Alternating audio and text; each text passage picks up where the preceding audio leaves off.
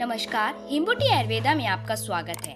आप मानव शरीर के रूप व उनके इलाज से संबंधित अधिक जानकारी चाहते हैं तो अभी हमारे चैनल को सब्सक्राइब करें और बेल आइकन को प्रेस कर लीजिए ताकि हमारे आने वाली वीडियो की नोटिफिकेशन आपको मिलती रहे। मौसम बदलते ही कई बच्चे बीमार पड़ने लगते हैं।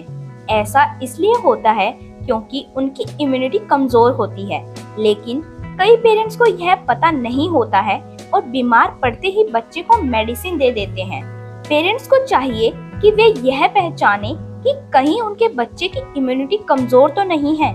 ऐसा वे कैसे कर सकते हैं?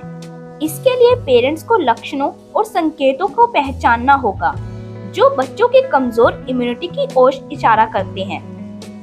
इसमें हम आपको विशेषज्ञ की मदद से उन्हीं लक्षणों और संकेतों को जानने में मदद करेंगे। अगर आपका बच्चा बार बार बीमार पड़ रहा है, उसकी तबीयत खराब हो रही है, तो समझ जाइए कि उसकी इम्यूनिटी कमजोर है। आपको बता दें कि बच्चा बार बार बीमार इसलिए पड़ता है क्योंकि उसकी एंटीबॉडी रोग से लड़ने में सक्षम नहीं है। हालांकि यह भी तथ्य है कि बच्चों को साल में 3 से 4 बार जुकाम हो जाता है, लेकिन अगर बच्चा इससे ज्यादा बीमार पड़ता है तो यह उसके कमजोर इम्यूनिटी की ओर इशारा करता है। पेरेंट्स को इस ओर ध्यान देने की आवश्यकता है। कमजोर पाचन तंत्र। अगर आपके बच्चे का अक्सर पेट खराब रहता है, फिर अक्सर पेट संबंधित किसी न किसी तरह की बीमारी की शिकायत करता है, तो समझ जाइए कि यह भी उसके कमजोर इम्यूनिटी का संकेत है। जिन बच्चों की इम्यूनिटी कमजोर होती है, उन्हें गैस की परेशानी, कब्ज की परेशानी बनी रहती है।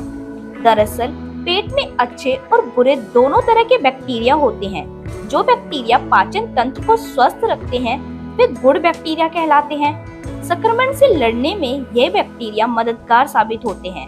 वहीं अगर बच्चा आसानी से किसी भी तरह संक्रमण की चपेट में आ जाए, तो स्पष्ट हो जाता है कि उसकी प्रतिरक्षा प्रणाली कमजोर है। बार बार संक्रमण होना। अगर बच्चों को बार बार संक्रमण हो तो यह सही नहीं है। एक बच्चे को बार बार संक्रमण नहीं होना चाहिए क्योंकि इससे पता चलता है कि उसकी इम्यूनिटी कमजोर है।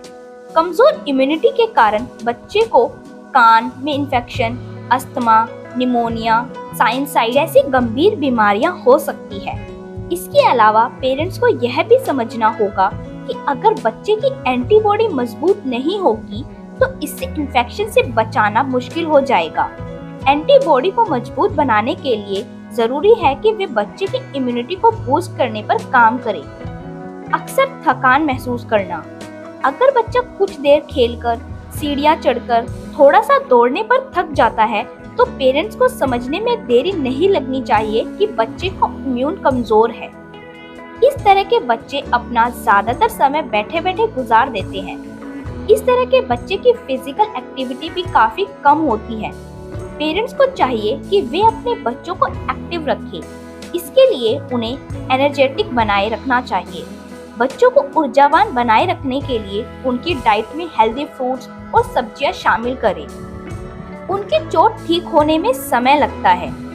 जिन बच्चों की इम्यूनिटी कमजोर होती है, उन्हें अगर चोट लग जाए तो उसे ठीक होने में समय लगता है।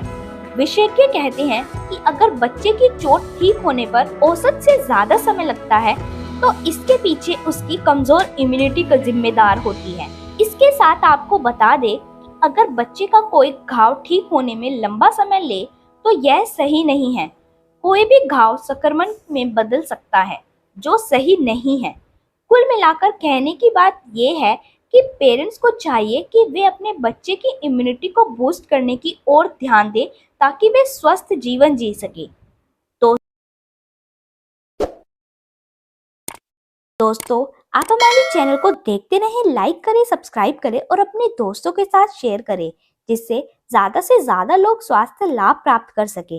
हम समय समय पर आपको अनेक औषधियों के बारे में, बीमारियों के बारे में जानकारी देते रहेंगे। धन्यवाद।